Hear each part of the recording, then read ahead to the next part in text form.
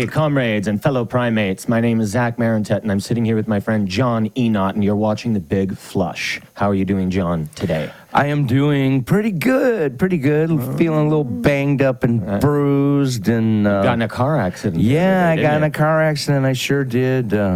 Some jackass ran a stop sign at a high rate of speed and plowed into the front of my beautiful Volvo SUV. And like right on your side, though. Oh, yeah. Hit so me what kind of injuries side. did you sustain?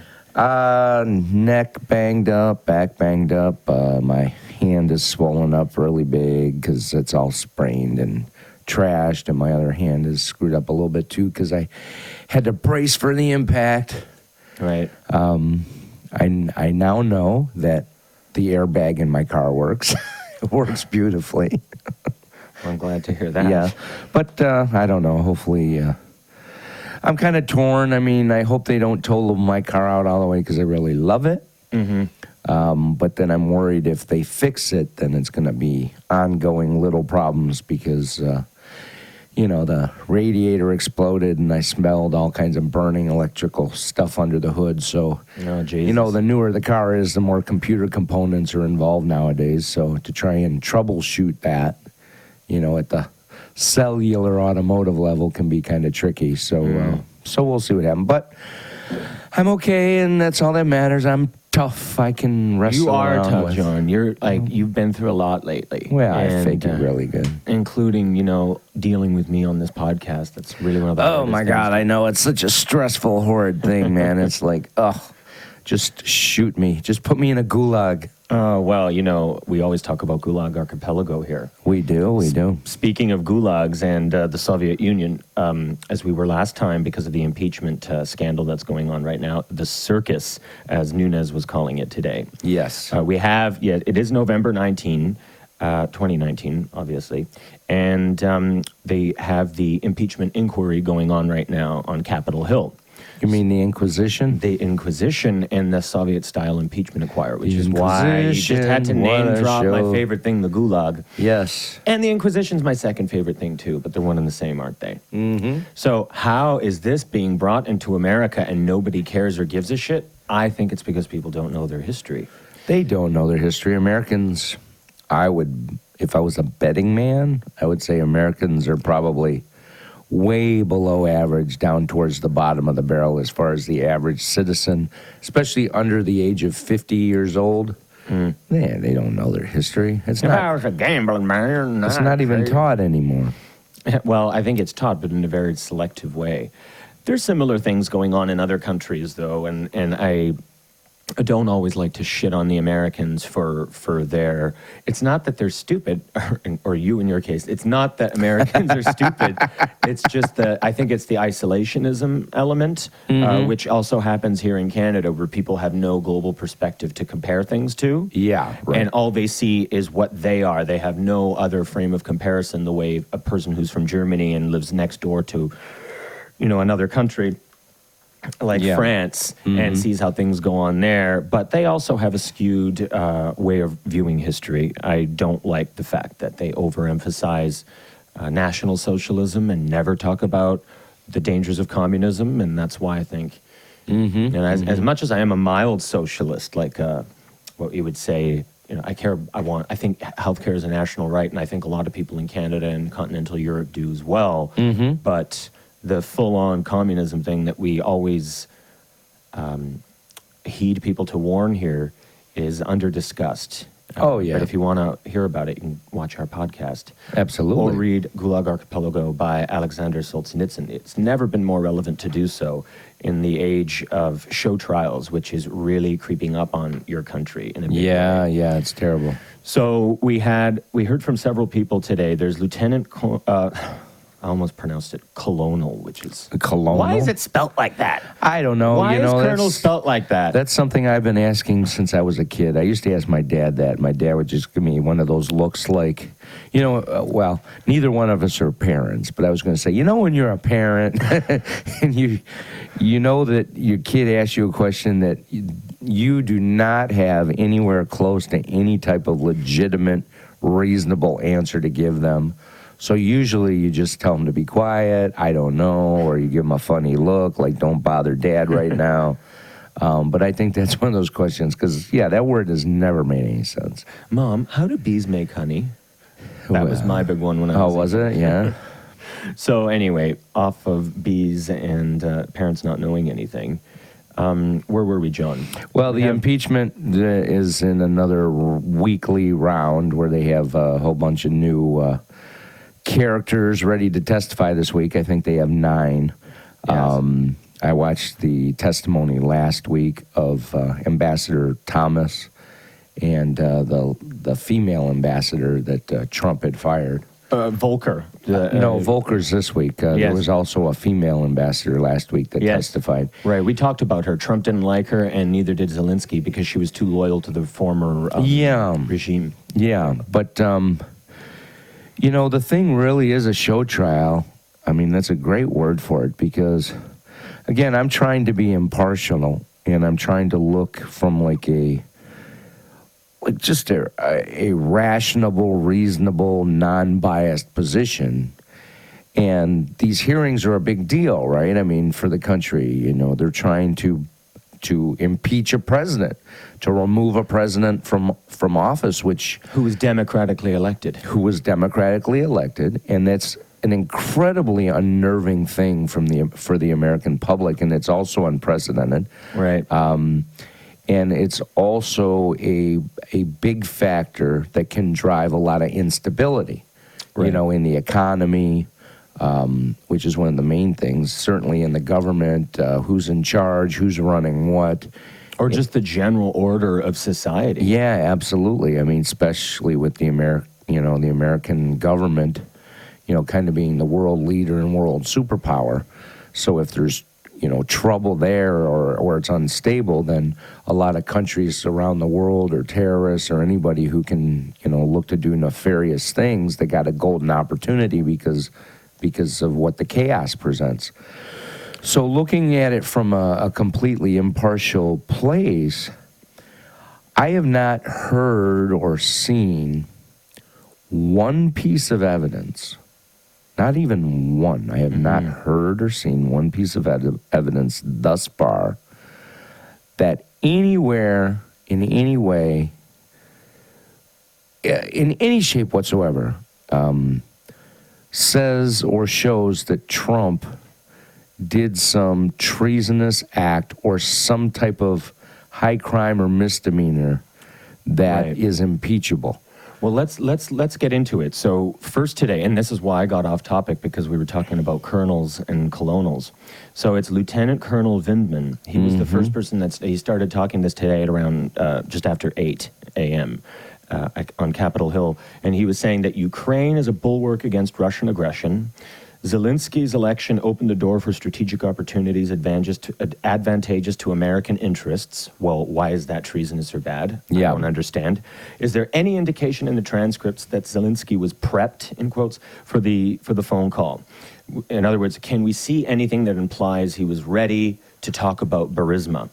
What they referred to, and I have to give you the hilarious quote. And by the way, again, we have to remind people all the time, we're not a pro-Trump pair, but we're just anti-far leftist, and we're against what's going on right now. Well, from the left direction. I'm just if you want to use the term truther, I just want the truth. I just want to know what happened. If Trump did something bad, okay. If he didn't do anything bad, then fuck off. Right, exactly. Same thing with anybody else.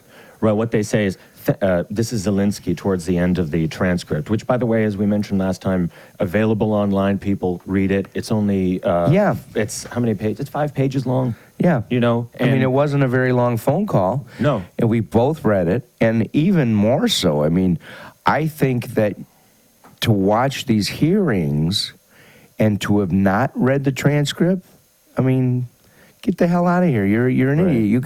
You gotta be informed. So especially when you know almost word for word, except for a few redacted things, when you know word for word what was said on a phone call, that's the primary source of information. That's the origin. It all leads back to that. So you can, I mean, that's a fact. That's what you call a fact. An original source of information is a fact. So if you have a fact here, like I have this water bottle. This is a water bottle. That's a fact. Right. Now, 20 different people can interpret this water bottle a different way. You can say, oh, it's poisonous because it's got BH whatever's in it that leaches into the water. Someone else can say, oh, bottled water is great because it hasn't been treated. It doesn't have lead poisoning from pipes. Somebody else can say, yeah, but the plastic is bad for landfills. Somebody else can say, oh, it's great because that water doesn't have any fluoride added to it. And you can go back and forth. But the fact is, it's a water bottle with water in it. Right. So it's the same thing. When you read that phone call transcript, you see exactly what was said. And I mean, it's not hard to follow. It's Trump. But Trump speaking with a guy whose English is his second language. It's like two toddlers talking. Yeah, I mean, Trump definitely is not the most well-spoken guy. I mean, Zelensky actually seems to be more. He really does. I mean, he just recently learned English. And I don't know. You know? And it's funny because seeing Trump in a previous life when he would do his television shows When he or was whatever, younger, yeah. he was very, I don't want to say articulate, but he was much more well-spoken. So I Yes. think maybe some of that has to do with the fact that he knows he's the president, he's on the hot seat, and every word has to be perfect. But that happens to people, particularly men, when they get to a certain age. Sure. And So it doesn't affect their competency. Sorry to no, cut you off. no, it doesn't. But he might be unnaturally speaking because he knows that the press is waiting for just one bad combination of three words in a row, right, that could be like they can run with to make him look bad. So when you always have that on your mind, obviously you're going to speak a little differently than you probably normally would. But reading the transcript and parsing through, Trump's use of words and things, when you get done reading it, you're like, okay, I read the phone call. What's bad about this phone call? Yes. I still, personally, I don't have a problem with Donald Trump or any president or any police organization, the FBI, the CIA, or anybody asking questions about Joe Biden and what he did, because to the average person, you're either lying to yourself or you're trying to stick up for your teammate because you're a good liberal Democrat or whatever. Yeah. Obviously, nobody in society, nobody in your family, anybody listening to us right now, nobody in your family is getting some job that pays $80,000 a month when you have absolutely no experience in that industry. It's a foreign country on the other side of the ocean. I mean, come on. What the fuck did he do every day when he went there? I mean, I'm sure there were people there who were like, the other guys are like, oh God, we got to take. Yeah, but this when guy's you're on a loser board, son, when you're on a board, you don't have to be there every day. I mean, you don't even have to go to the meetings. I mean, and there's no evidence or whatever of how much time he actually spent at this company, or if he actually went there regularly, or I mean, now, you just get on Skype, right? Or you get on video conferencing for the hour or 2 hour, board meeting and be done with it. But, I mean, come on. Your dad's the vice president. Your dad is the lead for that country. He is the head that's handling all, Ukrainian interactions with the U.S. government. And your kid gets this cake-ass dream job on this corrupt oil, natural resources company. Right? Yeah. So it's crap. And this is where Democrats fuck themselves, because if they would just be honest and be like, okay, you know what? Yeah, we have a problem with what Joe Biden did. So sorry, Joe, but it came out now. We can't cover for you anymore. If the Democrats would just concede or be honest, that would give them so much more credibility that when they argue about other issues, they wouldn't just be looked at as, witch hunters after Trump. Right, or the boy who cried wolf. Or for the 100th time. Right. But getting back to the Colonel hearings. Colonel Vindman, he was the one who was talking about, he said one thing that was crazy. Consensus of the entire intelligence community is that Russia interfered with the election. But you can just go online and look up the Mueller probe. Supposed original source of information, the Mueller probe, spent millions and millions and millions of dollars with people's man hours and stuff, and then when finally the report is released, what does it say? It's inconclusive. Right. Well, exactly. I'm sorry, folks, if it's inconclusive, it's just like, if you get arrested for a crime, or if you get arrested for, a driving infraction, and the state or the city or the policeman can't prove their case, and it's inconclusive, then innocence falls on your side, right? And you're acquitted, and yes. That's what it is in America. Well, that's what those are the principles that your Constitution is founded upon. Absolutely, you are innocent until proven guilty. I mean, and the burden of truth lies on the investigator. So today, which is really a miscarriage of justice, when we were watching Ambassador Volker to Ukraine. Who I did learn that it's pronounced Kyiv, not Kiev, thanks to him. Yes, that's Kyiv. One good thing he contributed to the universe chicken today. Kyiv, not chicken Kiev. Yeah, anybody who's ever said Kiev is a Philistine and should be shot. So basically, he was doing something goofy today where he said, well, the burden of proof, I'm paraphrasing somewhat, but the burden of proof is on Trump to prove that there was no quid pro quo, which is a really interesting word. They have many shows where people take the camera into a crowd and ask them basic questions, and people are baffled at how stupid the general population is. Yeah. Basically, quid pro quo is something that I think a lot of people who are anti-Trump will use that term, and if you really cornered them, said, what does that mean? Yeah. What it actually is, I scratch your back, you scratch my back. A favor or advantage granted or expected in return for something. Yeah. All right? Doesn't that sound like what Trump is actually trying to find out about Joe Biden? Yeah. Yeah. I mean, here's the thing, okay? Just because, this is a big concept for people here for some reason, but just because Joe Biden is one of the candidates running for president on the Democratic side, he's not the candidate. They're still in their primaries. We're not going to have a definitive Democrat candidate until after the convention, early next year or over the summer next year.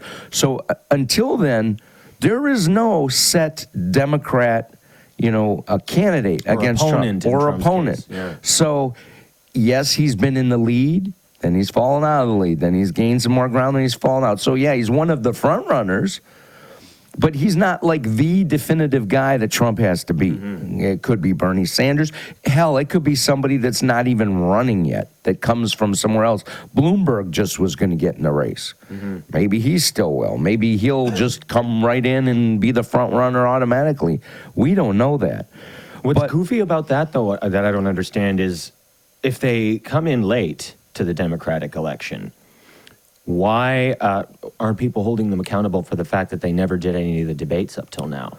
Yeah, but it's smart strategy, actually. I mean, well, that's what I would do. I would wait till they're all over. Absolutely. Why not let all the weaker candidates beat each other up and get all the dirt out and cannibalize each other? Then you'll step in. Because until a certain date and time, anybody that's over the age of 35 years old in America can run for president. So, there's talk that independent former Minnesota Governor Jesse Ventura might get into the race after that whole process is over. He'd have a good chance of beating him. He would. A lot of people would have a good chance if they brought forward good candidates. The reason Hillary Clinton didn't win is because she wasn't a good candidate. Somebody else stronger probably could have beat Trump, but that's not what happened. But where we're at now, as I started to say, just because Joe Biden happens to be a candidate for president doesn't absolve him from things that he may have done wrong when he was the vice president. Just like they're saying, well, it doesn't absolve Trump for things he did. I mean, they're trying to hold Trump accountable for things he did in his personal life before he was ever even thinking about running for president, when he was a private citizen, they tried to hold him accountable for things he said or prior business deals with some of his tenants and buildings and things. Right. Whereas with Biden, he was a freaking sitting vice president. And here his son is in I don't want to say compromising position, but a very sketchy position. Right.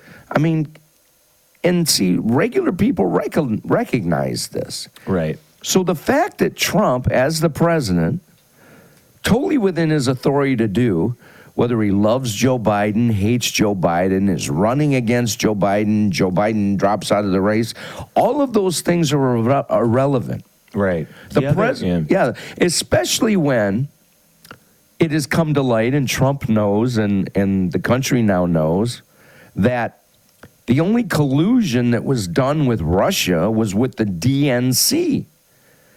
The DNC, You mean Ukraine? Yeah, Ukraine and the DNC colluded with Ukrainians, because a lot of people in that area of the world are computer whizzes. Mm-hmm. They're really good at programming. A lot of them are behind a lot of the, computer scams that go on, credit card fraud and stuff. It usually originates from that part of the world or China, because these people are just really, really good at computer programming and hacking and stuff.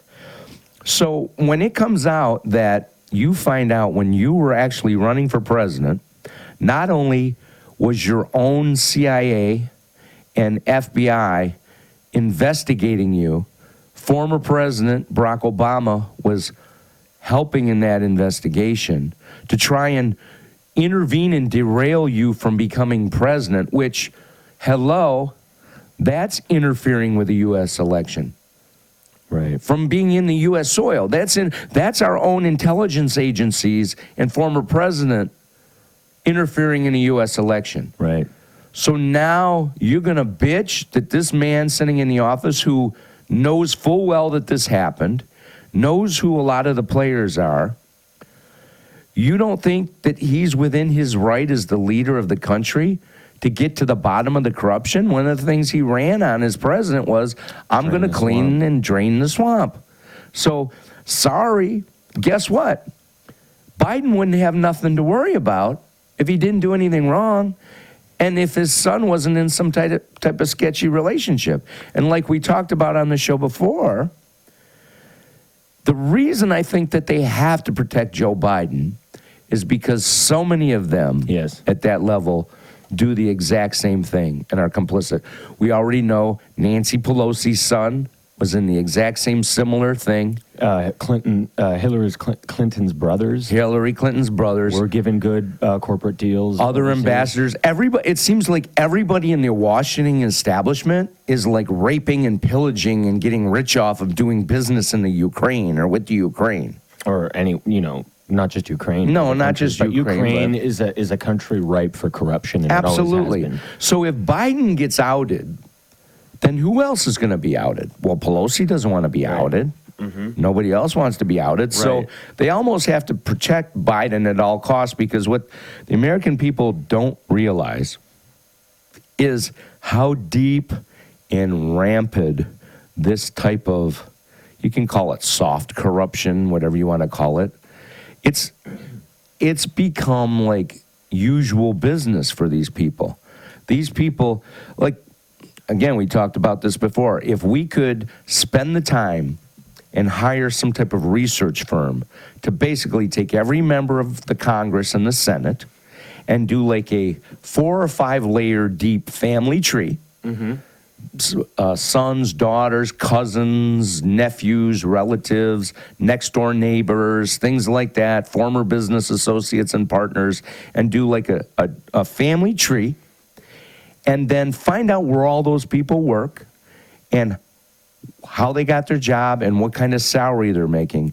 And I bet the American public would probably shit themselves if they saw how rampant it is. I would be willing to bet that more than half, 60, 70% of the people in Washington, in the Congress and Senate, somewhere are using their influence to help somebody. and their family or whatever in a way that they probably wouldn't be helped if that person didn't have their position. And Donald Trump, as we mentioned many times here, would never have needed to do that because the reason that... So say if he had one of his kids got a job like that overseas, it wouldn't have been through political power. It would have been through his own power that he has from his wealth and the friends that he's made overseas. To that. Doesn't make it any better, but it makes it fully legal in a way that the real quid pro quo that we need to be talking about is this scandalous phenomenon of politicians giving their kids these positions through sweetheart deals. Yeah. And you know, you scratch my back, I scratch your back. Yeah. One of the things that's is interesting, because I wanted to talk about what their case is. They'll say, why did you, Trump, suddenly now during, as the 2020 election is going to come up, why did he do this now? Remember, Trump was involved in American politics before he was president with the birther movement, demanding Obama's birth certificate. And I know where you stand on that, but that's a different podcast, because we can go on all day about that. Absolutely. So, but anyway, he was involved before, so why didn't he... at that time, Hunter Biden was working over there in the Ukraine. So why does he choose to do it now? And the answer is twofold. First of all, it's what you just said. Biden isn't really the runner-up at all. I mean, he's up and down. He's not the official DNC candidate, and he's not Trump's direct opponent. The other thing in terms of timing is that it was in July. That was when President Zelensky just became president. So that was the segue, the foot in the door for him to call him, to congratulate him. Yeah. Because Trump is doing the right thing. He wants good foreign policy relations with the right people. And he also wants to look into these countries and be like, okay, if you guys are want to have good relations with America, and that's not quid pro quo. That's called diplomacy, by the way. Right. Most people don't even understand what fucking politics is these days, I guess. No, they don't. Well, all they're talking about on these trials is diplomacy and calling it a crime. Yeah, well, I think that's what's happening, is they're trying to redefine in the minds of the masses, the unwashed masses who are believing in this shit. But it's only in this isolated situation, because you got to also see who's coming forward. It's all these deep state people. It's all these people that work in the intelligence community. And it's well known that the intelligence community doesn't like Trump. They haven't liked him from day one when he came in and he said, hey, I'm cleaning up what's going on in the intelligence agencies soon, or two, because, I mean, he just, like I say, he just came through an election and is seeing that the FBI is against him, the CIA is plotting against him. So if I was the president and I would have been Donald Trump on day one, I would have probably fired all those people. He fired Mueller. He did. He ended up firing Mueller, but I would have fired a lot of those people, because I have to be confident that in my government and my administration that I have people that are loyal to the country and to my administration. And that's the one thing that I think Trump has been horrible on. Well, he's been horrible on some things, but one thing that I think he's really horrible on, and I don't know if it's naivety, because he's really never been involved at this level of government and politics before. I don't know if it's because of that, he doesn't know who people really are, or what their allegiances are, or what they really, really do inside these intelligence administrations or in the military. But, you know, everybody that he's surrounded himself with is a whistleblower, is trying to get him, and not to put on my conspiratorial hat like I do like almost every week, but, you know, Trump is the first president in a long time, love him or hate him. He's really, really shooken things up inside Washington. I mean, nobody wants him there. Other senators and Congress people on both sides, they don't want him there. The intelligence community doesn't want him there. I think the military likes having him there because he pretty much gives them what they want, because he's pro-military. But at the same time, I also think that they don't care for him that much, but they're not going to come to bat for him if the intelligence community wants him. Right. Well, look at Colonel Vindman. Exactly. He's a prime example. And, you know, I'm not a military person, but I have been speaking with a few military people. And anyone watching at home, feel free to correct me or slander me for saying this. It's your perfect right. and I don't claim to know everything about the military, but that guy did not come across like a typical colonel. No, not at all. I mean, and again, not to be anecdotal, like, well, my friends tell me, and you should do your research, and know what you're talking about. That's why I mentioned the caveat. But he just did not come across as somebody who was confident in what he was saying. No, and that is not that's not a quantifiable thing where you can point to the evidence. That's just an intuitive thing. He just does not look like somebody who is terribly confident. Yeah, he doesn't. But I mean, he's got all these people around him that are leaking things that he can't trust. So, I don't know. I don't know where else you turn other than into yourself to where, well, I'm the boss, right? So I just got to take matters into my own hands because I don't know who to trust and who not to trust. Mm-hmm. And it's probably one of the reasons he's been using Giuliani for a lot of things, because at least he's known Giuliani for years and years and years with his, friendship and relationship from the time that Giuliani was the mayor of New York. Mm-hmm. So, if I was in that situation and I had an old friend and a, confidant with me, I would definitely put my faith in them before I put my faith in some general or some CIA head that I don't know from Adam and I don't know what angle they're working, because all these intelligence agencies have their own power agendas behind the scenes. I mean, again, something else that would probably blow the American people's minds would be the actual, operations that these agencies are involved in around the world. They probably blow people's minds what they are actually really up to around the world. Well, it's not just the CIA. Do you remember how we've talked? Again, I have a conspiratorial hat once in a while too. Mine is that I don't think Barack Obama was responsible for killing Osama bin Laden. Oh, absolutely not. How that happened was so 1984. Do you remember how they were all sitting around the table and looking at the screen and it really looked like they were putting on a show? Then they dumped his body in the ocean, and according to Islamic tradition, and I didn't know that was a widely practiced Islamic tradition, dumping bodies into the ocean. Maybe it is. Maybe it is. But in this case, why would they have done that? Well, the guy, he was the mastermind behind 9/11. Well, actually, that was Khalichuk Muhammad, but the coordinator, the prime mover of it. Right.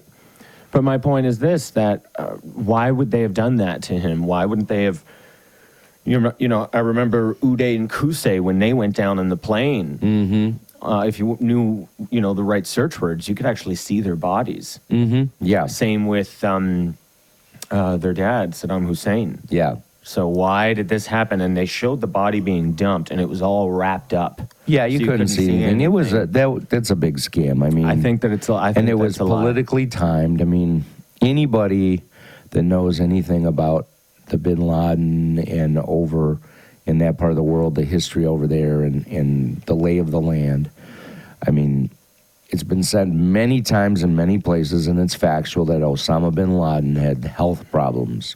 He was on kidney dialysis. Yeah. My kid brother is a kidney dialysis nurse. Mm-hmm. If you're not on the dialysis machine like every other day, you die. You have to have dialysis done every couple days or you die. So if you're in the freaking primitive mountains somewhere in a cave hiding, who's doing your kidney treatments, your dialysis? Nobody.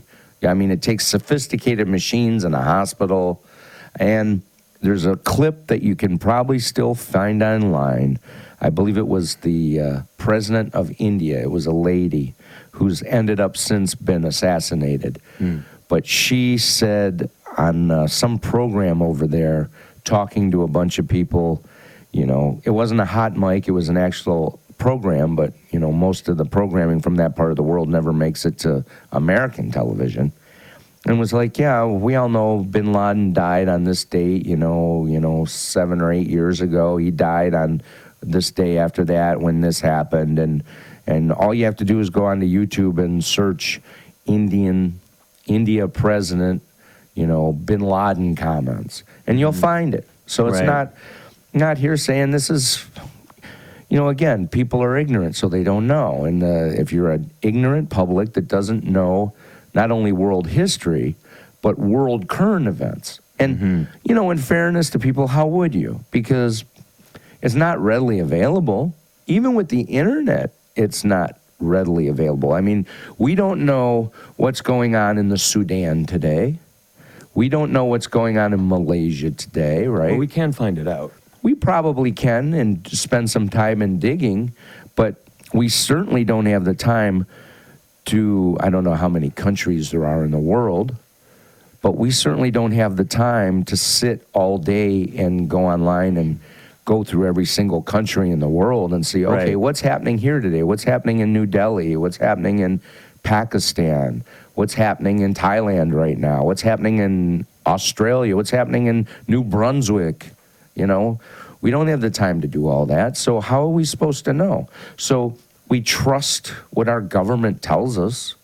Right. We trust what the news media tells us. And the corporations that control the media. Yeah, all that. And so it's all, and the Democrats are tightening the noose on that. We talked a little while about, like a couple weeks ago, about how AOC was attacking Mark Zuckerberg for not taking down ads that she didn't like. She said, well, can I put on ads that are not true? Yeah. You know, you can't spread lies, but it's like, you do.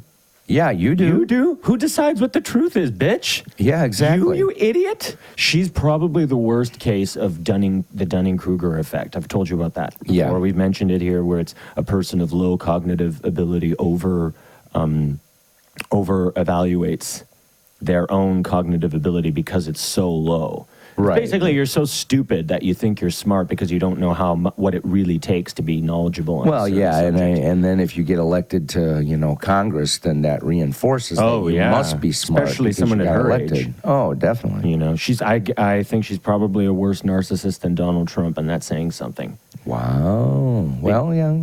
Well, she could be. the thing is, like, to think that you're qualified to say that stuff and to talk down to people like she knows everything. She's stupid and snaggletooth. You know, you said it, not me. I don't want the far left culture warriors coming after me with tomahawks and well, just wait till they hear what we have to say about Greta Thunberg and her face. Oh my God! I don't care that she's. How dare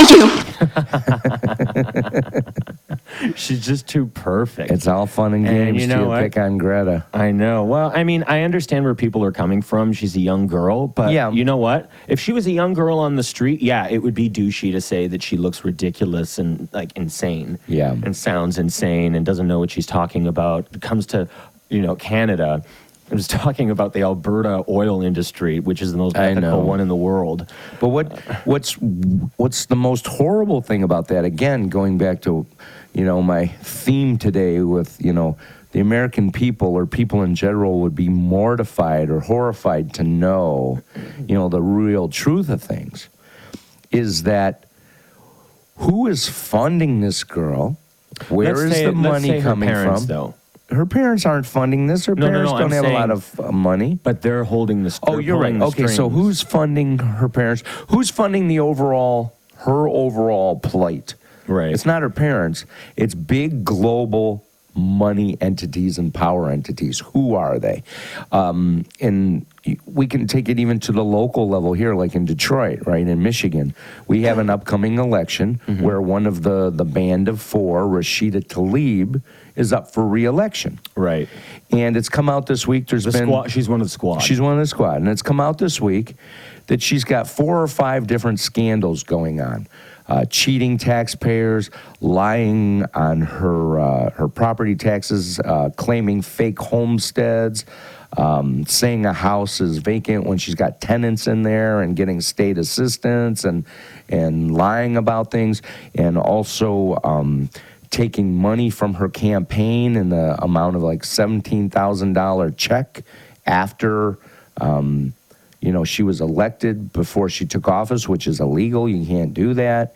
And now they have emails. So there's a big ethics investigation going on now. Which is being overshadowed by the impeachment. Of course. But when a couple local reporters just looked into Rashida and everything that's going on, they found out that she is there's like 2 or 3 different challengers on the Democratic side locally running against Rashida in the election. Former Sheriff Benny Napoleon is one. Shri Tanadar? No. Okay. The president of the Detroit City Council, she's running against her. And then there's one other person that's running against her. Anyway, they have found out that Rashida Tlaib is way, way, way more funded than any of them. She's got a war chest of money. But they also found that of the other candidates, as little money as they've raised, all of their money is like from people in the state and in the district, and all of Rashida Tlaib's money is coming from outside of the state and outside of the country. Mm-hmm. So you have a U.S.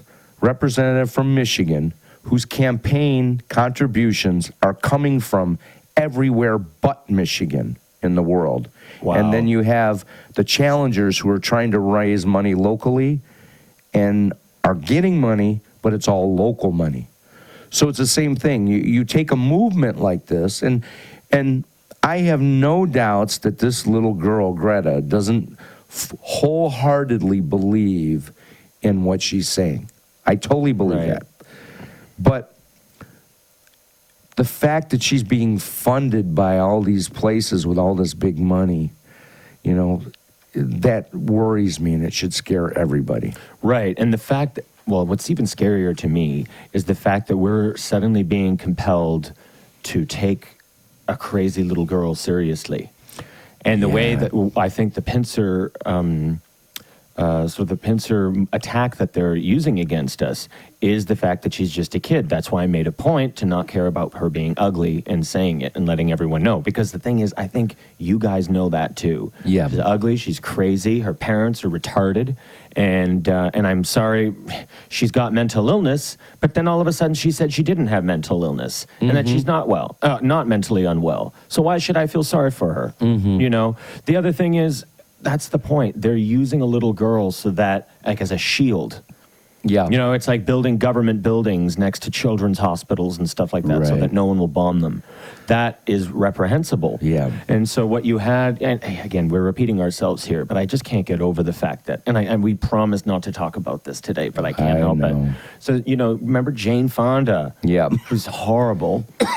Bless you. She was on The View and talking about the environment. And again, like, why is it always a celebrity or mentally ill child talking, and it's never really a scientist? No, well, and then, I mean, that's the psychology mindfuck, right? Is that, you know, people in our society, I think probably in Canadian society too, as well as American society and other societies around the world, it's like people have this innate need, maybe from even a primal level somewhere, to be led and to be told what to do and told what to think.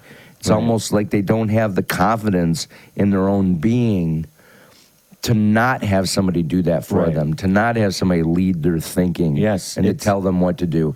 And it's a very scary phenomenon. And the people that run shit in the world, the people that run shit at the local, state, and federal level, they know this. Christopher Hitchens called that the religious impulse or the slave instinct. Okay, the wish to not have to think for yourself and to relinquish your decision-making processes on a big other. Yeah. Right? Yeah. And that could be God in the case of religion. And in this case, I always compare, you know, environmentalism in terms on the political level, not on the scientific level where people want to reduce CO2 emissions by changing the technologies. The guy who owns Tesla, you know, he wants to make the car more environmentally friendly. You never hear AOC about AOC and him sitting down and having a conversation together. No, that's true. You don't. You never do. And he's actually probably going to do a lot more to help the environment than AOC will do through regulations and killing and getting rid of cows. Yeah. And apparently airplanes, like, that's going to work. But that's what I mean. It's a religion. And like a religion, instead of having a scientist telling you that the earth, that the sun revolves around the earth, right? Yeah. You have, a scientist would tell you the opposite of that, right? A priest is going to tell you that the sun revolves around the earth, you know? And why would I listen to a priest and not a scientist? Why would I listen to Greta Thunberg and not a scientist? Why would I listen to Jane Fonda and not a scientist? They're Right. just like the priests of our times. Yeah. It's crazy.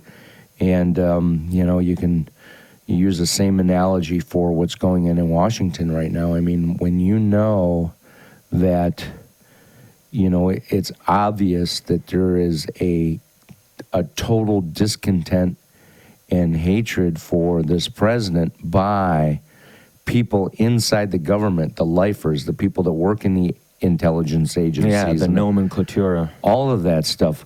If somebody comes in threatening, the status quo, you're not going to like that. And if you're in a position of power, you're going to do everything you can to get rid of that person. And that's why, I can't take this. It's not that I can't take the testimony seriously, but when I listen to it intently, looking for, okay, show me the facts, show me that you got the evidence, show me that this isn't just a show trial, show me that you're not all a bunch of assholes full of shit, pandering, stalling because you don't have a good political candidate on your side that you think can actually, beat this man on merit and everything else. Show me that. And if you show me that, I will acknowledge it. I will listen to it, I will evaluate it, and then I might just agree with you. Right. And if he's done these things you claim, and it violates the law, or it stands to a high enough crime and misdemeanor where, this president should be impeached and then voted on to be removed from office, then I will stand with anybody in support of that if that's the case. But if it's not, just like you don't railroad or make up some, fake evidence to convict somebody for murder just because you want to close the case or you have political pressure to do it from the DA, you can't send even one guilty person to prison.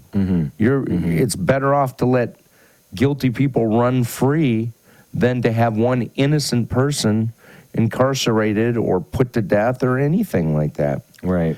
And there is just no evidence of this. But God, you listen to these people, like I think I've referred to him before. I can't name him because, he'd probably hate me. But I have a decent friend, pretty good friend, who's a very distinguished journalist. He's had a very distinguished career in journalism.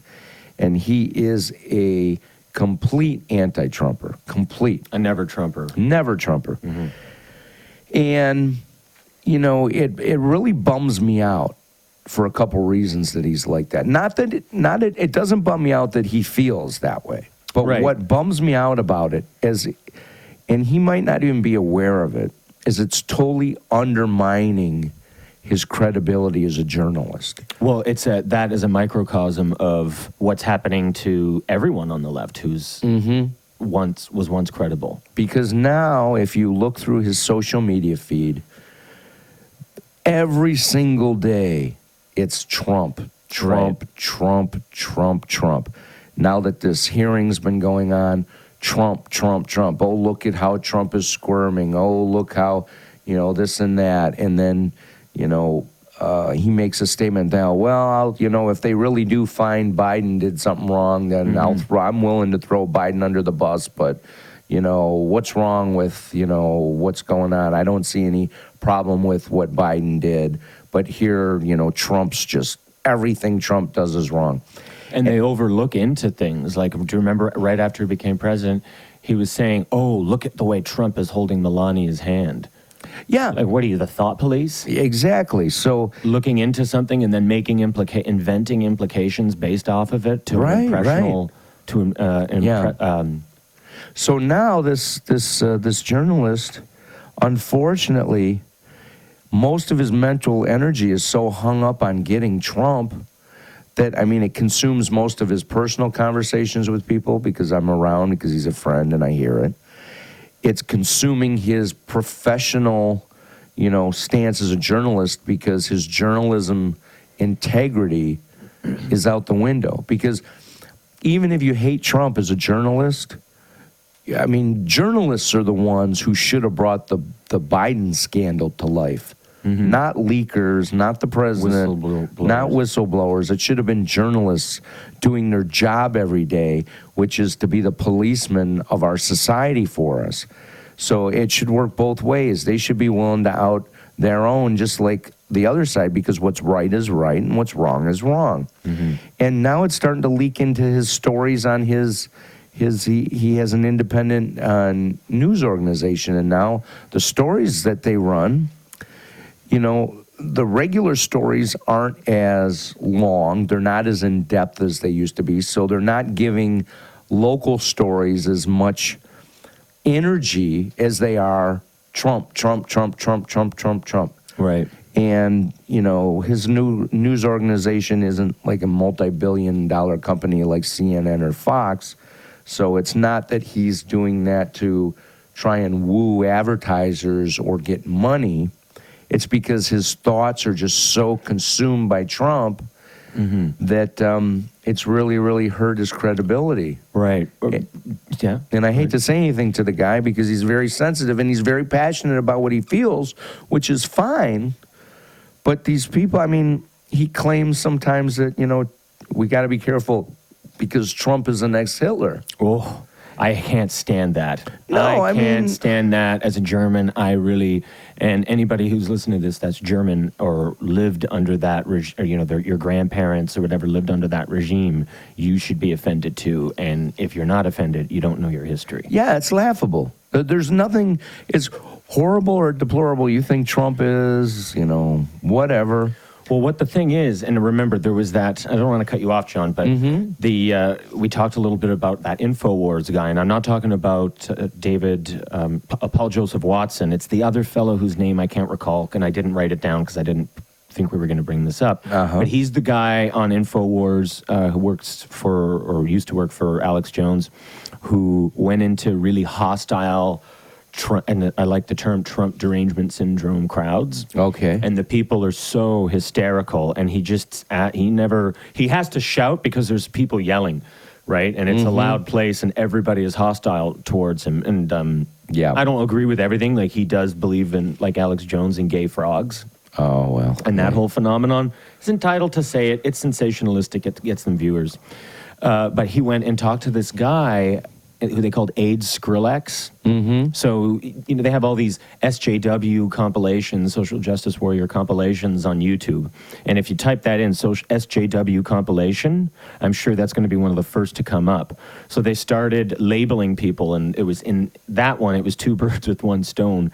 AIDS Skrillex, who he said, "You're a fucking white male." That's a sound clip that we need to get on for next time. Okay. And somebody said, another guy who they called Carl the Cuck, who was in a group of people smiling, thinking he knows everything. He doesn't know everything because his candidate, Bernie Sanders, lost. He was actually stabbed in the back, Brutus style, by Hillary Clinton and Donna Brazile in that debate in 2016. And he said, Trump is the next Hitler, is what the guy said. And then the interviewer, the InfoWars kid, was like, how is Trump like Hitler? And everyone just went, oh, like it's so obvious. Like, they're just assuming that they know what they're talking about, and they don't.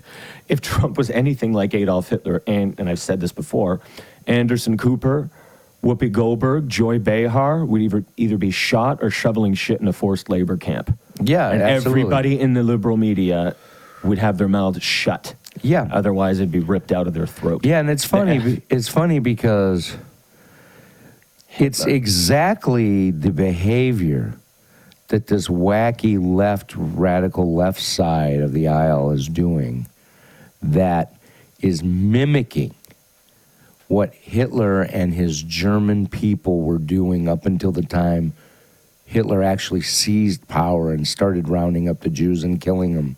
It was just like what we see going on now with trying to ban speech and you can't say this, you can't say that. You know, the culture war, social justice issues. Safe spaces. All that stuff, and then finding a boogeyman to blame for it, which in that case, it was the Jewish people. Yep. So if you... And Bolsheviks. Yeah, so if you literally take the Nazi situation and Hitler leading up to killing the Jews and starting the World War and its invasion campaigns all throughout Europe, the people there are mirroring exactly what the people in German society were mirroring, getting behind Hitler to do all that stuff. Yeah. But yet they're calling out Trump as being Hitler. And Trump is not killing people. Trump is not rounding people up. Mm-hmm. And they always refer back, yeah, but he threw babies in cages. Well, those are concentration camps. You know what? That is so insulting to anybody. It's crazy insulting. And guess what? Thank God there's like liberal people like Jimmy Dore, respected and esteemed writer Matt Taibbi, who have brilliantly called us out online as freaking bullshit, man. That Obama is the one that started the program, putting the illegals in cages. Right. You know, but are they in cages though? Because they're not in cages. You're in a detention facility, right? And there's probably areas of the detention facility that have fencing inside of them, bars, and probably not even bars. They're not jails. They're detention facilities. So yeah, there's areas depending on how many people they bring in. If the place isn't infinite in size, so if you're bringing in thousands of people a week, it's going to have to be set up more like a military barrack, where you're going to have big areas with lots of cots and things.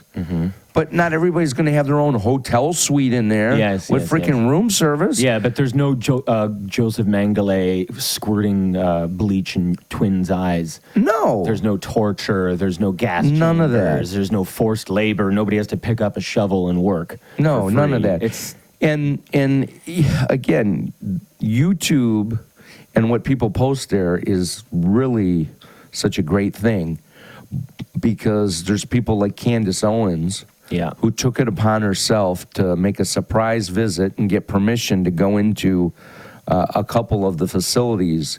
I don't remember if they were in Texas or if they were in Florida, but wherever she went in with her crew and came out and was like furious that people inside these detention centers are being treated and living better than most people in the urban ghetto areas of this country. And they're definitely living better than they were.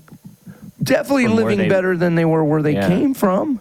So it's all bullshit, folks. Right. Well, it's bullshit. The level of irony, and I like talking about this comparison, this irony, this breathtaking irony of them calling Trump the next Hitler. Especially, and I'd like to go back to the issue of race, since you brought up Candace Owens, the issue of race. Not only are they hypocritical on the fact that, no, Trump is an outspoken big mouth. He is not a censorship guy. Yeah. He says whatever the fuck is going on his mind, and there's no interlocutor between brain and mouth. Yes, He right. doesn't give a shit. There's no thought crime. There's no... heresy in what you say. It's the left that's trying to do and censor and stifle freedom of speech. And not only that, but alter the way that we think. In the same, that here in our country, we had the buffoon Justin Trudeau, people kind. Yeah. Which we've said before. It's like unbelly feel, double plus good. How dare you, who are you to reinvent a language when there's a perfectly good word already called humankind, you idiot. Yeah. And even the word mankind technically includes women. Yeah. And maybe it's a little outdated now if you want to go down that road, but humankind is sufficient, my friends. Yeah. And don't try and reinvent language. But back to the issue of race, they call Trump racist. There's nothing that to indicate that he's racist. Oh, he said that, people coming in from Mexico are all killers and criminals and rapists. So he must be racist. Well, because some people coming in from Mexico and that are bad people. He could have worded that better, because there are other illegal immigrants from other countries. Like, what if some crazy rapist from Russia just gets on a plane and comes to the States, and they're also a rapist? You shouldn't just pick on Mexicans. And remember, at the end of the day, Mexicans are Hispanics and originally European people too. So how are they not white?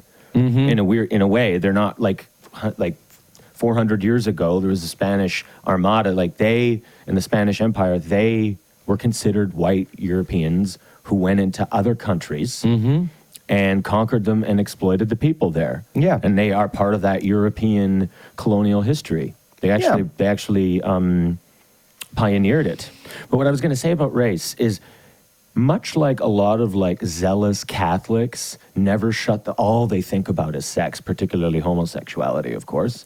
It's all they talk about. It's the worst thing. And they never stop talking about it. And you've got an issue there. Maybe you want to have sex so bad that, you know, you can't shut up about it and you have a really crazy complex over it. Yeah. I think the same thing is the Democrats have the same relationship with race. They're always talking about who's a racist, but they never shut the fuck up about race. No, they don't. You can't turn on CNN without the R word coming up. No, you can't. You know, at least within 5 minutes. Yeah. And then The View is the worst for it. And see, what I when mean? you do that, to me, that's what racism is. Yes. And that It is promotes racism. There used to be, when I was a kid growing up, they used to have these public service little commercial blips or little things, little sketches in between, like cartoons or whatever, Yes. public service announcements. And one of them was very famous. It's an old man, a grandpa, with his grandson in a little wooden rowboat, and they're out in this little pond and they're fishing.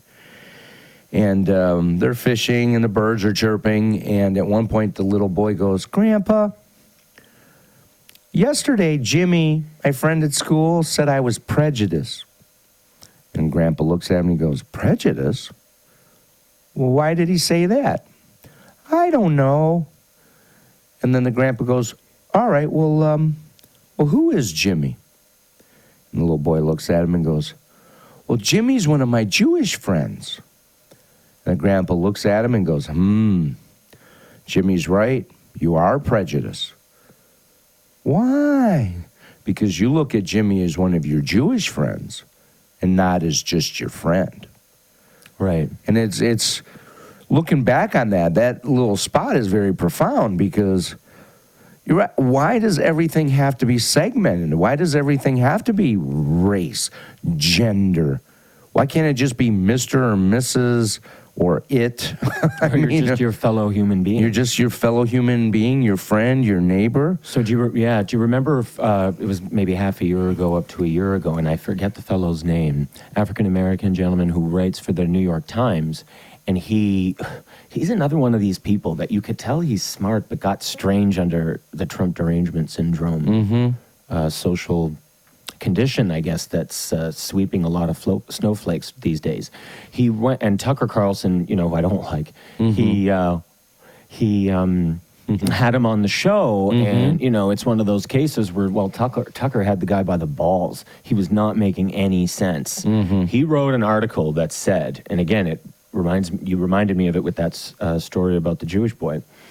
He said that in this article, that he, and meaning I'm recommending this to you, people of color, you should explain and sit down with your child, if you're a person of color, and have a talk with them about, okay, you can't just automatically trust white people unless they demonstrate that they're your ally and go out of their way to treat you specially because you're black. Yeah. That's essentially what he said. Yeah. You know, like not to trust white. So what? You're compelling white people to go out of their way, and immediately when they see a person who is black, something should happen, like a red flag. That we should train ourselves. Yeah. You know, to behave a certain way based on how much melanin is in somebody's skin. I don't even bring it up.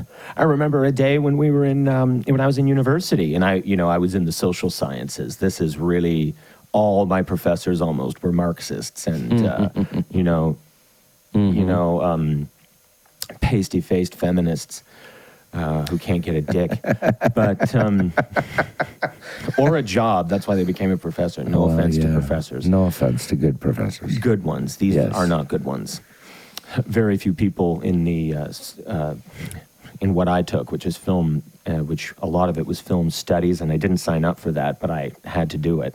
Very few people got a job without doing a master's or internships alongside that. The diploma and what we learned there did nothing to advance or help us in our career. Anyway, so I took a class once there was one black fellow in the class, and he was sitting in a group of people at the corner of the seminar room, and we didn't all know each other by name yet. It was like only our second or third day. We were still trying to know each other, and so somebody on the other end of the room wanted to refer to this black guy.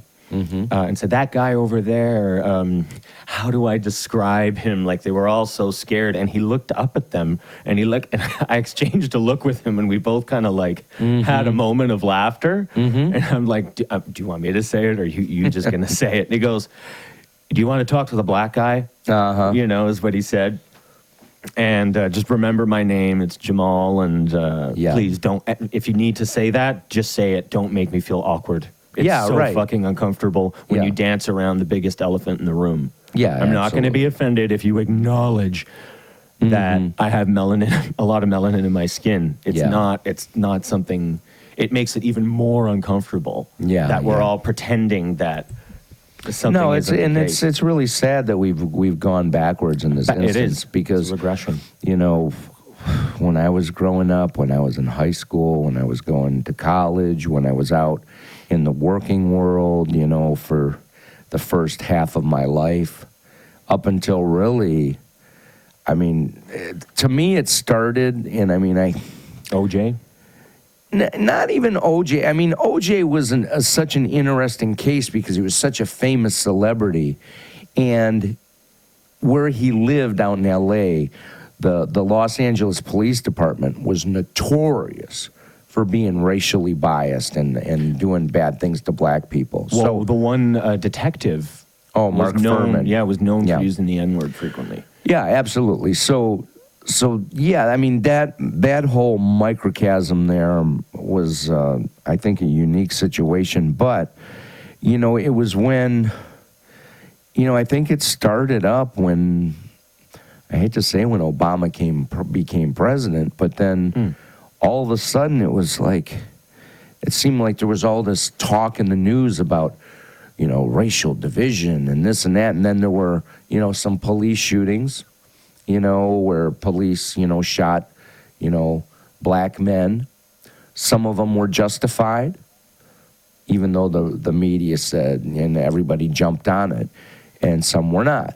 You know, and that's where I think the media, you know, is complicit in helping to bring about this racial division, is because, you know, for the media, it's a business. They want a race-related story because they know they can run it 24 hours on the news cycle, and they can make a lot of money off of it. And it's also easy work. They don't have to go dig up a story. They don't have to sit down and write 5 pages of text and put a coherent story together. This is just cut and paste because it's the same scenario. So it's easy reporting. They don't have to do any work. Well, look at Don Lemon after the MAGA Hat Boys incident. Oh, my God, that was so good. Oh, yeah. When that happened. Yeah, I mean, stick it in his face, right? Yeah. So, you know, all these like, you know, things, and what the media would do is they would pick the wrong situation with police and something happening to, you know, a black man. They would jump on board with the ones that were sketchy and that leaned towards, hey, the guy was in the store stealing, the guy was big, the guy was ruffled up, the guy was charging the police, the guy wouldn't comply with police orders, looked like he had a weapon. Well, that's Michael Brown. Yeah. So in cases like that, they would jump on those ones, but then in more blatant cases, they wouldn't get any attention. And I'm like, all you got to do is wait for the right police brutality story to come along, because guess what? Somewhere in America, it will. There are racist cops. Absolutely. And that shit happens. So when the right one comes along, it's just like the Democrats now with what's going on with Trump. You can't cry wolf. As passionate or whatever you got inside of you, You can't cry wolf. Just because you perceive that there's all this hatred in the world, that's from your eyes, I get it. Maybe that's in your immediate world, but that doesn't mean the whole outside world around you is the same way or subscribes to the same thing. I was just with, over the weekend, I hosted a show. I was the MC and hosted a show for the Commodores. They were in town. Oh, awesome. And they came by a friend Were of mine. they at Uncle Larry's? They were. They were at Uncle Larry's place in downtown Detroit. And I was the MC. And, I mean, there were other people in the establishment on the side that wasn't roped off for VIPs. But everybody with the Commodores, their family, people from the record label, Radio One and Video One was there. Some big prominent people in African American, media were there. I mean, it was a pretty big deal. Awesome. And I was probably the only white person in the room, in the VIP section. But in Detroit, in inner city Detroit, that's not the first time you've experienced that. No, but I tell you what, I mean, there was so much peace and love and harmony. Yeah. And Thomas McClary, who is the original founder of the Commodores, I never had a man thank me so much and hug me so hard and give me so much love than he did Saturday night. And everybody, his wife, his kids, I mean, everybody was there. Everybody couldn't wait to meet John. Oh, who's John? John's great. And I mean, there's no... And a lot of these people are from the South. I mean, the Commodores are originally from Alabama, Tuskegee. And the racial whatever, there was none of that in the room. Yeah. So my contention is although racism does occur and foul-ass, jackass people have hatred in their heart, it's such a small minority. It is. It's a small minority. On both sides, by the way. On both sides, on both sides. Remember, speaking of Detroit, and again, it's a reminder, the Afro Future Fest, that happened when we were both on holiday. I was in Croatia, you were in Florida. Yeah, over last summer. In July, and they had the Afro Future Fest. And there were it was basically all African-American artists. Some of them were really well known, some of them weren't, and up and coming, so to speak. But what ended up happening was one of the rappers, it was a lady, one of her white, the people on her team, her entourage, came up to her and they were like, hey, wait a minute, I had to pay $20 and everyone else had to pay fucking $10 because I'm a non-POC, non-person of color. Yeah. And she was like, what? Yeah. And this is a biracial girl. Her grandmother's white. She has like half her family's white, half her family's black, just like my dad. And because he's biracial, and believe it or not, you wouldn't know it to look at me, but it's the case. Plus, you're Canadian. Oh my God. Oh, my mom's German too, so that kind of like, painted me white, I guess. But no, I mean it's a media-led thing, folks, and right. I don't know how much of it is government media-led, but again, conspiratorial hat time again. There's that old saying,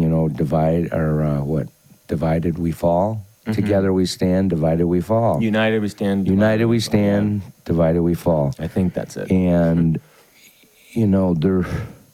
there's something more nefarious in the wind than people just wanting to hate one another because of their cultures. I don't believe that to be true in my personal life, and as much as I'm around people of all ethnicities and multicultural backgrounds, I just don't see it, and I don't experience when I'm around them. And I got ears; I can listen to people having conversations and overhear their conversations, and it's nothing like, this white guy over here, or da-da-da-da-da, or vice versa. Well, they did that to Bill Maher.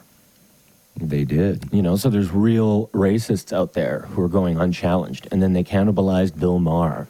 Oh, that right, was Simone Sanders, who's like really a race baiter, like a full-on racist. She just said on CNN, like it was a matter of fact, we need to get more non-POC, more POCs and less non-POCs in the White House and in Congress. So we have to have a conscious selection process that is where the criteria is purely racial. Yeah.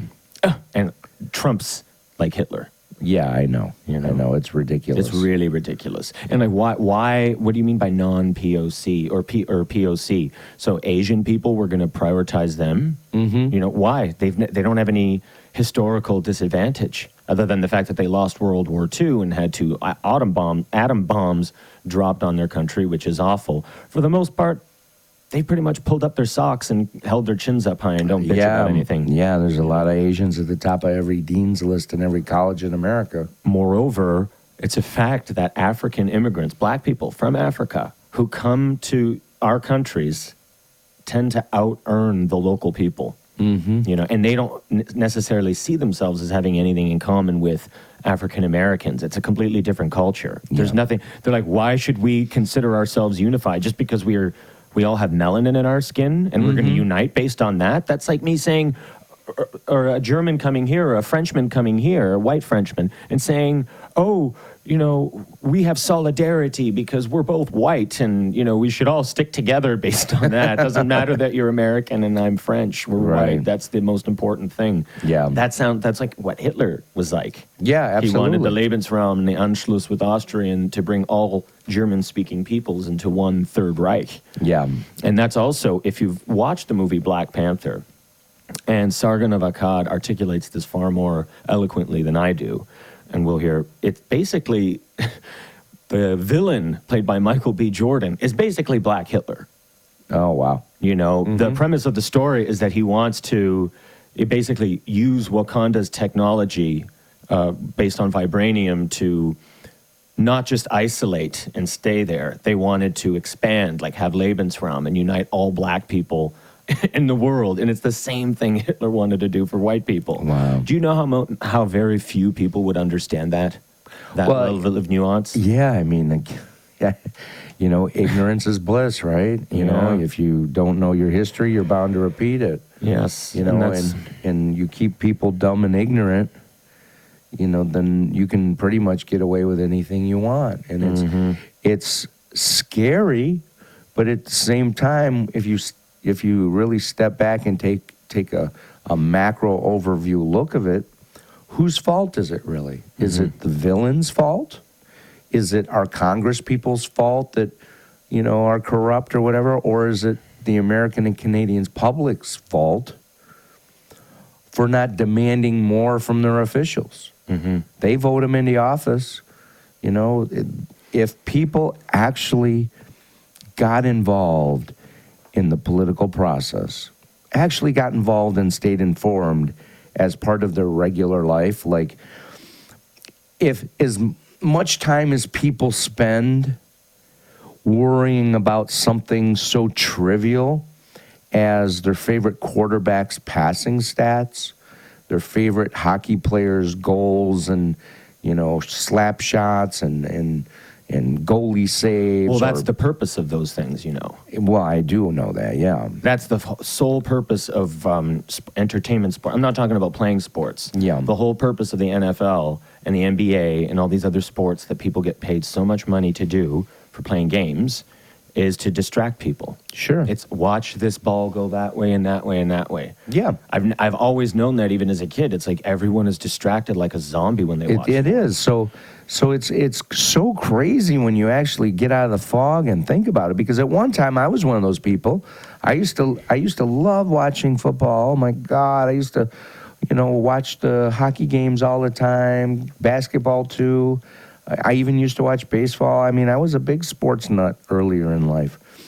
But it got to the point where, and you know where I transitioned and got burned out is I was on a fantasy football league for a few years. Huh? And all of a sudden, it's like I found myself weekly, because of the rivalry with the people you work with, your buddies you're trying to beat, I found myself devoting so much time and energy online analyzing and researching my players for the week, and then seeing his team and trying to figure out the right matchup. So when game time came, I had my best players out there, and that I beat them. And then when I would watch the football games, I was watching it from a whole different perspective. I really didn't care whether or not the Detroit Lions won, and if they were playing, say, the Rams, all I cared about was that I got the Rams wide receiver. He better score 4 touchdowns today because I need 20 points from him. And then, you watch it a whole different way, and then one day I was just like, what the hell am I doing wasting all this time and energy for? And people do this. So if you have the mental bandwidth to be able to tell me what's been going on with the Detroit Pistons all year, or Kim Kardashian's ass, or the Golden State Warriors, or whatever. Nice combination of things. Right. Well, then you got no mother scratching excuse for not knowing basic shit like who's on your local school board that educates your kids? What's your mayor up to? Who is the local state and U.S. House rep for your district? What district are you even in? Do you know? What are the primary differences between the war in Iraq and the war in Afghanistan? Yeah, exactly. What is a Nazi? Truly. What did Hitler do? Make a column, take a piece of loose leaf paper, write Hitler on one side, Trump on the other side. List all the fucking evil shit that Hitler did. Now go through and list all the evil shit that Trump did. And compare the two and then explain to me how Trump is Hitler. Or just like Hitler. Get the fuck out of here. People are so full of shit, it's maddening. Well, I remember in history class one day, there was a guy who didn't know who Stalin was. A new kid in history class. Stalin, who's that? And there's a lot of people who don't know about that. No, that's right. They don't. And I mean, Stalin, he was freaking horrible. Well, he killed at least 20 million people. 20 million people. Hitler had 12. And we're not talking about the war, like the front, where people were having to kill each other because they're shooting at each other. Yeah. That's another statistic. We're talking innocent civilians in World War II. 12 million by Hitler, 6 million Jews, and then 6 million miscellaneous cripples, mentally challenged people, homosexuals, and political people who argued with them. Like Sophie Scholl, for example, who was a freedom fighter for the Edelweiss Pirates, a real protester who really wrote pamphlets against something evil and got her head chopped off for it. I strongly recommend the film Sophie Scholl to people and to look up who she is, compare her to AOC or Omar, or for that matter, Greta Thunberg. Yeah. Yeah, these are fake people. They're not real. That Sophie Scholl is a real hero, and she died for what she believed in. I'd like to see any of those other 3 people I just mentioned put their life on the line. Yeah, good luck. And be willing to put their neck on the slab, on the headsman's block, and suffer for the truth. Yeah, good luck. That's with a hero, Sophie Scholl. Look her up, guys. You'll like what you learn.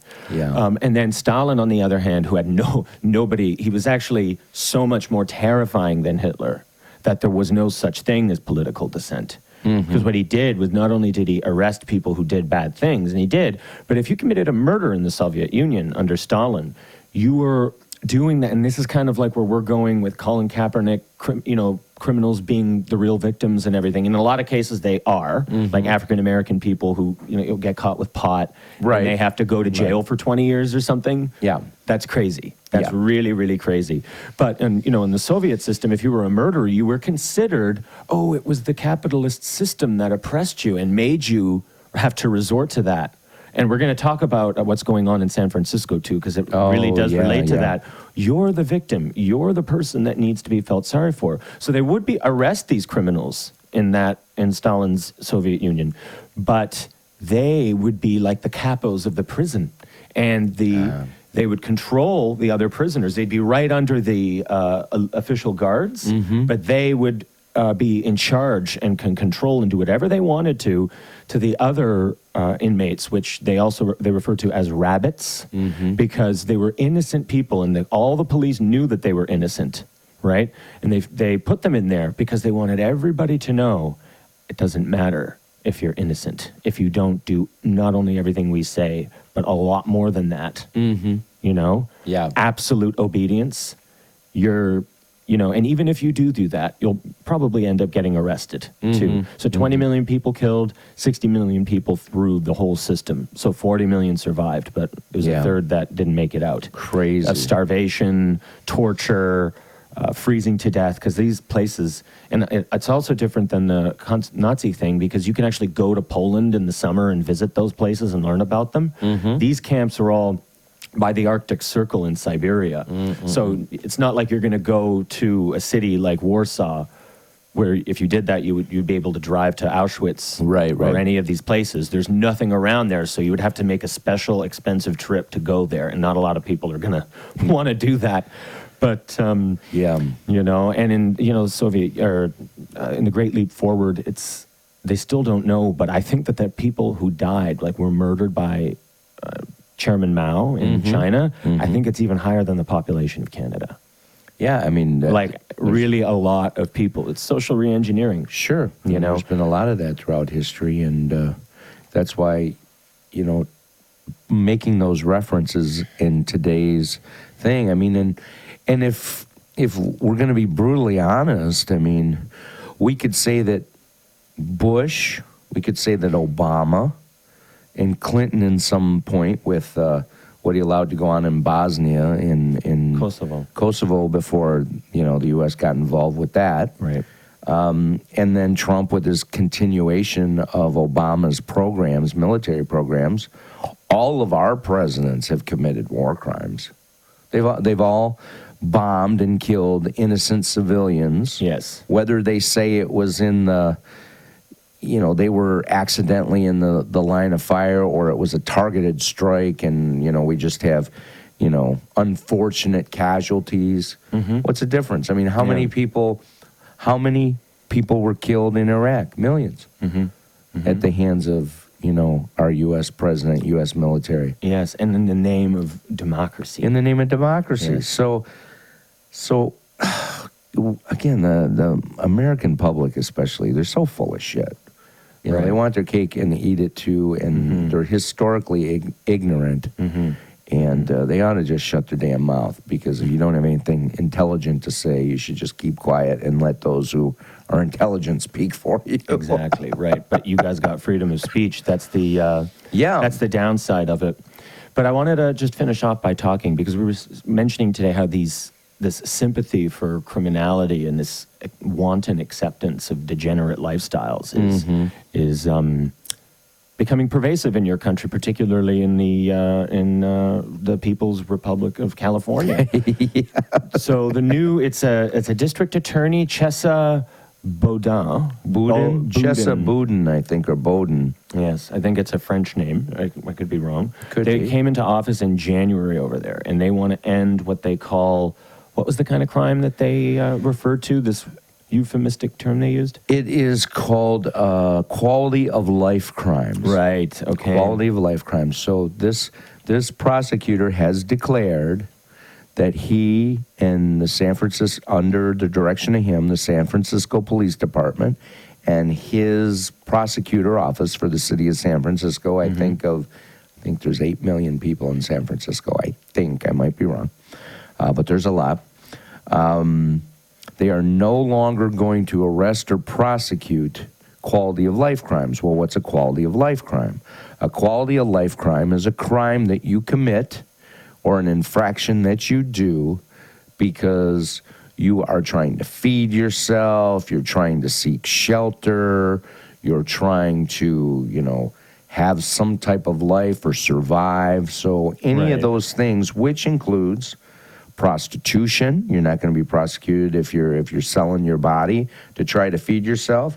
They're not going to prosecute campers on the street because they're just trying to seek shelter. So if you camp in front of people's homes or businesses or right in the middle of the street, you're not going to be arrested or stopped for that. If you piss or shit on the sidewalk, well, you're a human being. It's quality of life. You can't just hold in your piss or shit. So if you have to, go to the bathroom on the ground or in the street or on someone's car or on someone's doorstep, so be it. That's quality of life. But what happens if I'm really poor? I come from a, community of people, and I'm not trying to say black people, by the way. Don't get that out of your head right now, because there's white people who have crimes of desperation as well. Well, what if you go into a convenience store, shoot someone in the face, take their money, and oh, poor me. You don't know how hard it was for me. Well, in San Francisco, you may actually, as absurd as it sounds, you may be actually able to argue that, because part of the crimes that he's not going to prosecute are also things like car break-ins, where there's really no physical victim. I mean, nobody's getting hurt or maimed in the process. You're just literally breaking into someone's car to see if there's a little change in the ashtray, or if maybe they left a sandwich, or maybe they left a laptop computer that you can sell on the black market to feed yourself, or purse snatchings if you're just hungry and you got to eat and you see a little old lady crossing the street and you run up and snatch your purse. We're not going to prosecute you for that. The most basic, think about this. If you go back like 50s, 60s, 70s, 80s, 90s, the most basic type of like stereotypical crime that Mr. Friendly, the policeman, comes is if someone snatches your wallet or your purse. So in San Francisco, folks, hold on to your wallets and your purses, because if you're walking around and somebody steals your purse and they do happen to catch them, they're not going to prosecute them. It's just, it's quality of life. I mean, they really didn't want to do it to you. They just had to do it to you because of their life circumstance. Mm-hmm. So I would imagine that if you are fortunate enough to be, one of these people to do something like this, and there's some good civic, group in San Francisco, which I know there's thousands of them because I used to live there. Mm-hmm. I commit some more serious crimes. Say I bash somebody over the head with a brick and steal their wallet, or maybe I break into someone's car, and when they come out to stop me, I hit them in the head with something heavy like a rock I got in my pocket, or maybe I shoot their kneecap out to get away so they don't hurt me. If you get a good civic lawyer that can argue for you that, based on the city's policy of we're not arresting or prosecuting quality of life crimes, this is just a quality of life crime, so you can't prosecute them for that.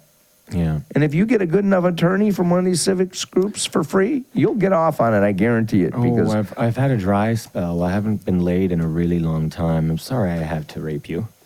Yeah, do you know what I mean? It's a quality of life problem. Yeah, it's an impulse that you couldn't control anymore. So this is scary because it's one of those legal terms that has a very broad and probably ever-expanding definition. Absolutely. And that's what's so scary about it, because, people in other parts of the country that have never had the opportunity to visit, live in, or spend any time in San Francisco or Los Angeles. I've lived in and spent time in both, a considerable amount of time. So, when I was there, it wasn't as bad as it is now, but you would still see this kind of mentality in a lot of things.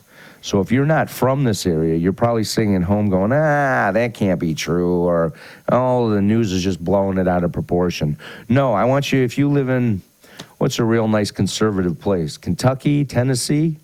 If you live in Murfreesboro, Tennessee, or is Kentucky, Murfreesboro? That's Tennessee, right?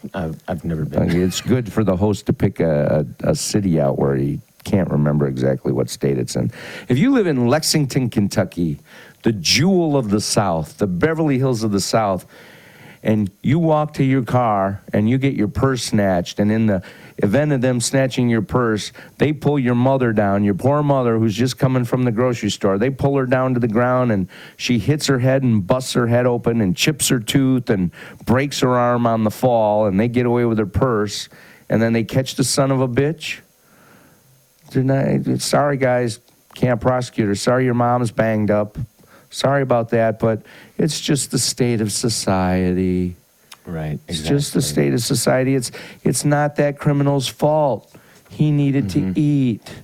He's mentally deranged. He's got mental illness. Right. Well, they do have elements of that here. Yeah. So here in our city, there was a old lady, like not old. She was probably maybe not that much older than my mother, in her late 60s, let's say.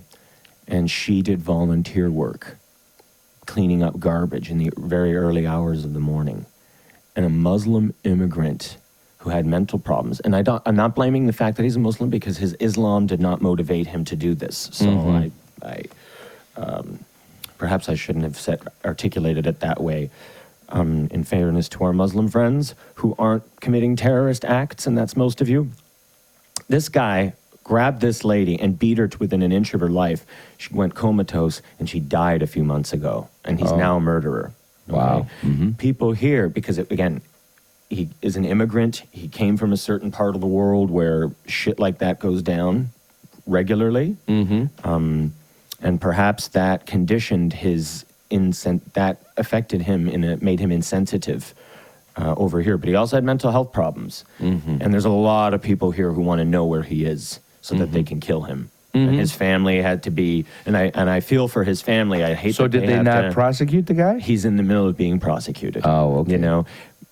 I used to live, as I told you, in the Czech Republic, and had many situations where people here have no idea how privileged they are and how lucky they are to have good police. Like, not always the best police, but better than in many other countries. Mm-hmm. If you do something over there, there isn't as much due process. I mean, it's a lot better than it used to be under communism, but they still have those vestiges of police brutality. And I've experienced it, not personally, because they treat foreigners and expats like us much better. But I almost got hit by a car one day on my way. I was at work on my way to lunch, and I crossed the street, and this guy comes by, almost knocks me off my feet. He does knock me off my feet.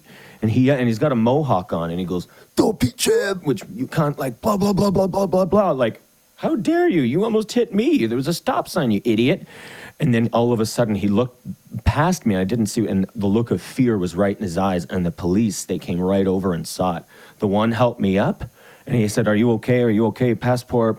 And they looked, and they saw my visa. They knew I lived there legally, and they saw everything that happened. And then they both looked at him, and they were like, "Okay, you go, no look back."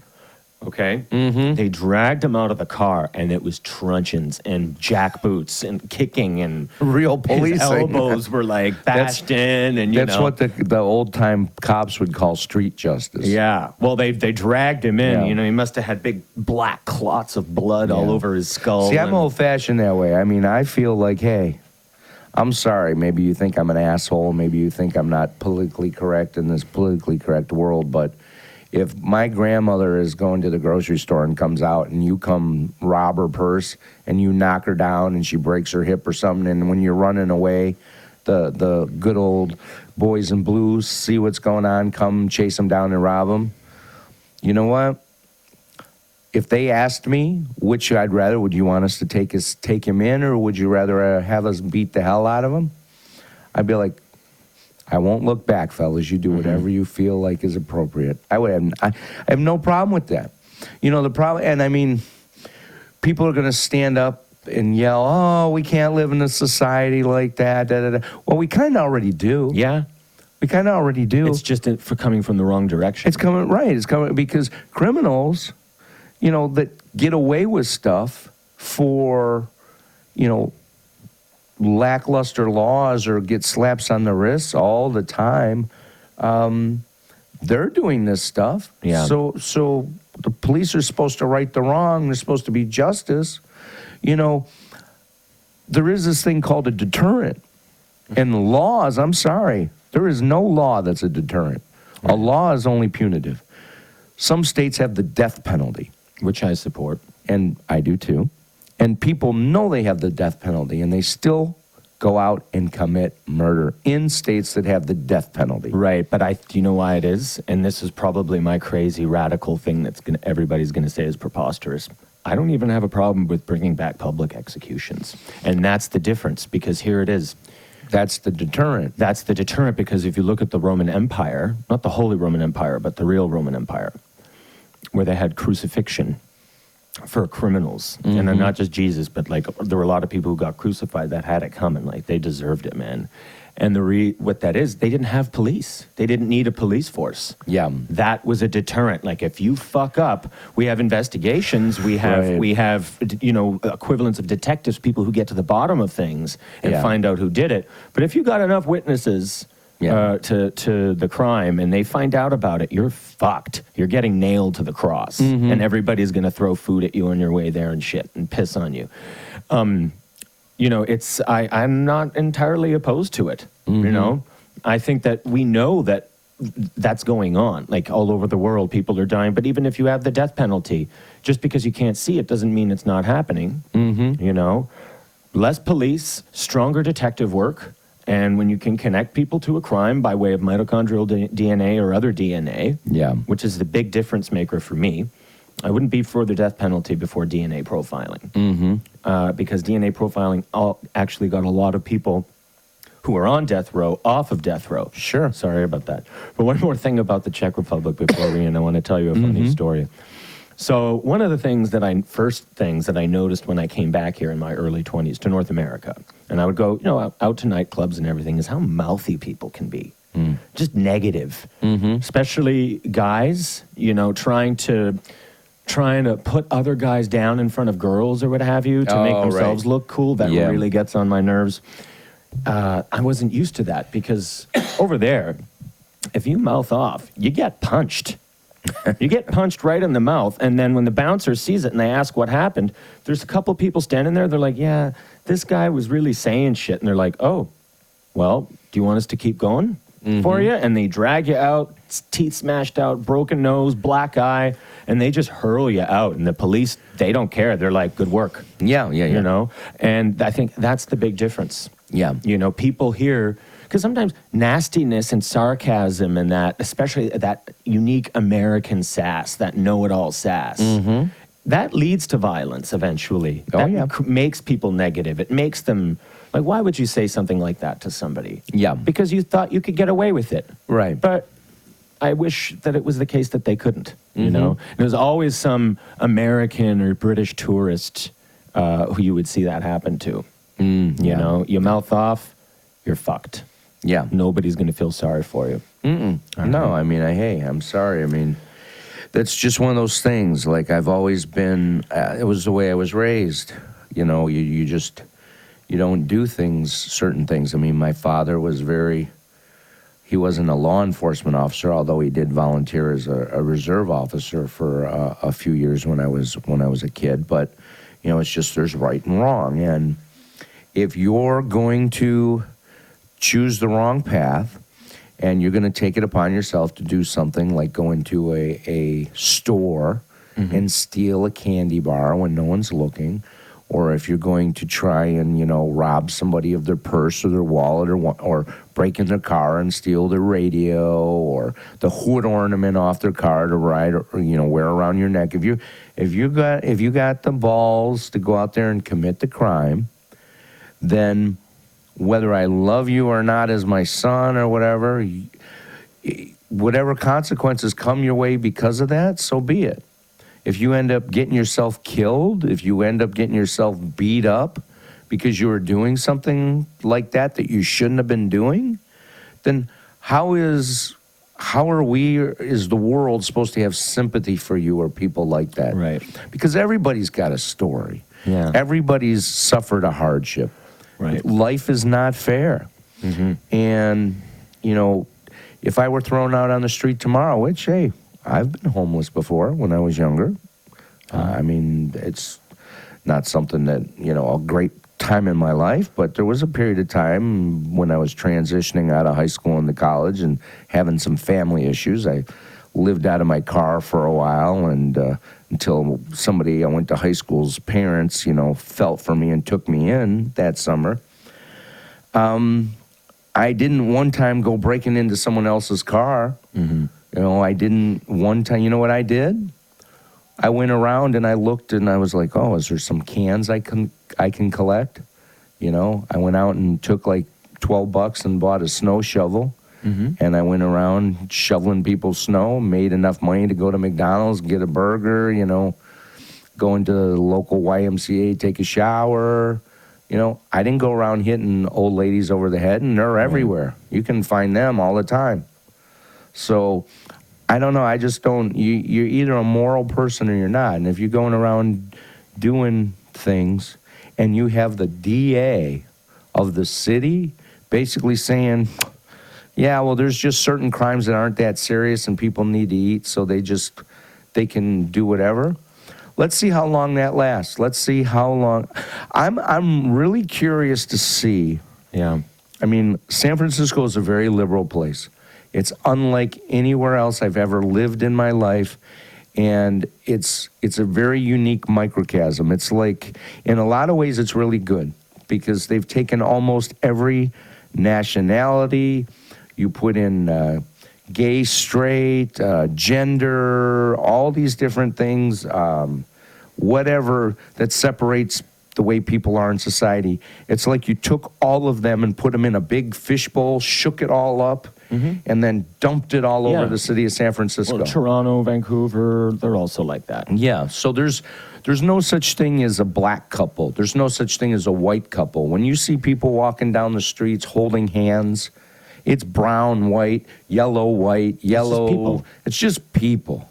So in that sense, that's very, very good. But there's this very, I don't even know what the word is. I don't even want to say liberal. I don't want to say Democrat. It's just this other far radical way of thinking. Yes. That's just really bizarre. So there's got to come a time, and I want to see for the people that actually live in San Francisco. And I have a very close friend, probably one of my closest friends in the world who I used to room with when I lived there, lives there. And he's almost answering the question for me I'm about to pose, is that he's lived there his whole life. You know, he's got a great job in San Francisco. He's very popular. He's got a huge, he's one of the most popular people I know. He's got friends and acquaintances through work and personal things. Everybody loves him. Such a positive soul. And he lives right near Golden Gate Park, just a few blocks away from Golden Gate Park and a few blocks away from the Haight-Ashbury area. So he's right in the middle of everything. He's had his car broken into 8 times this year. I spoke with him on the phone the other night, and he's just, John, my car got broken into again. You know, my insurance company's getting ready to dump me because this is the 8th time this year. I'm like, well, what'd they steal? He's like, well, there's never anything in my car. I never leave anything in my car. He said, so what they tried to do is they tried to use screwdrivers or whatever to pry the factory radio out that's part of the dashboard. It's not like a separate radio. It's actually part of the dashboard. They tried to rip it out. Obviously, they couldn't get it out because it's like part of the car. And they trashed his car so bad, and they got nothing. And now he's got another insurance claim. And he's just like, I love San Francisco, but it's such a shithole now, to borrow Trump's words. Sorry, folks. I used to live there. I can say it, okay? I don't know what else you call it when people are shitting and pissing in the streets. That's literally a shithole, right? With medieval diseases like leprosy and shit like that reoccurring. Yeah, so my question is to the fine people of San Francisco, which there's a ton of, they're beautiful people. The mindset you have, which, okay, fair enough, you're entitled to your own mindset. Where is your breaking point going to be before you say enough is enough? You have people peeing and crapping on the sidewalks and streets. You have a sanitation problem. There's rats in the city. There's, like you said, medieval diseases coming back. Business owners can't run their businesses because of this distraction. Tents everywhere you can't see. Fights in the street. Stench. You know, just a tension everywhere. Now these people that are doing these things aren't even got to have the worry or fear of being prosecuted. What more needs to start happening? Does it have to be okay now for physical violence too? Does it have to be okay for murder as long as it was for your foraging for food? Like, it's almost like they're taking the city and making it like an African safari, like wilderness area where it's just put a cage around the city and everybody just fends for themselves. Yeah. You know, no, I don't mean it from. I know. You know I'm what I just mean? making it I just clear. mean, like, if you're on a wild safari, right, you have lions, tigers, you know, ostriches, zebras, you got the wildebeest, you got all these different animals, right? Crocodiles in the ponds. You have all these animals, elephants, vying for survival. And it's almost like what they're turning the city into.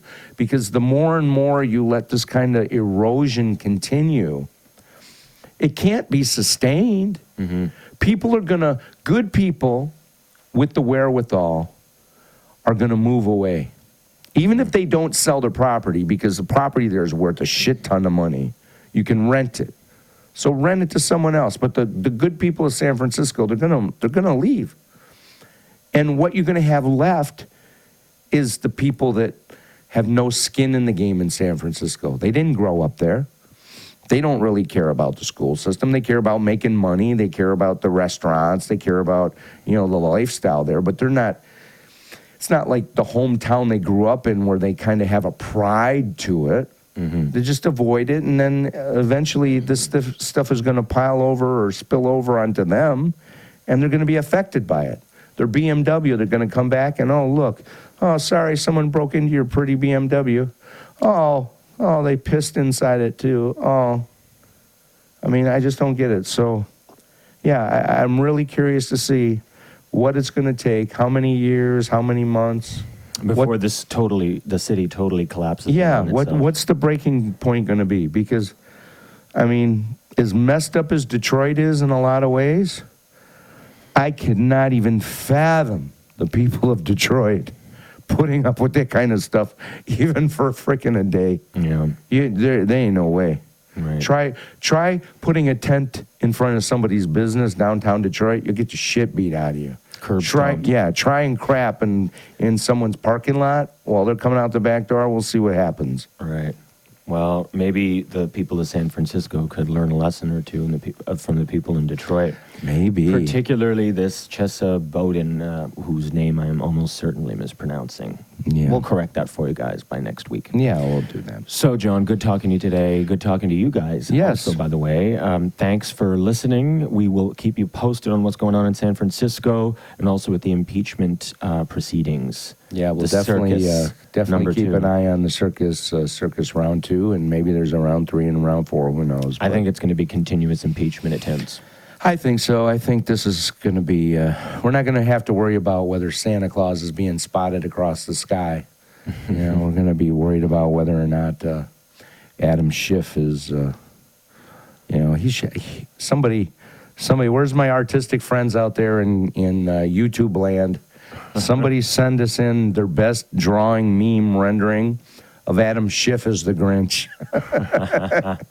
That's what I want to see. I want to see Adam Schiff as the Grinch, please. Either him or our little Swedish friend there. Oh, yes. Yeah, no. You don't have to do a meme of her. She's just so scary, man. Yeah. If I was a Hollywood director, I'd put her in some horror films. Oh, yeah. Her family would never have to worry about working again. Well, they already have that. Well, that's true. You know. Anyway, guys, good talking to you. And we'll see you next week. Thanks for watching The Big Flush. And remember, hold your nose, especially if you're in San Francisco. Hold your nose. See you, folks.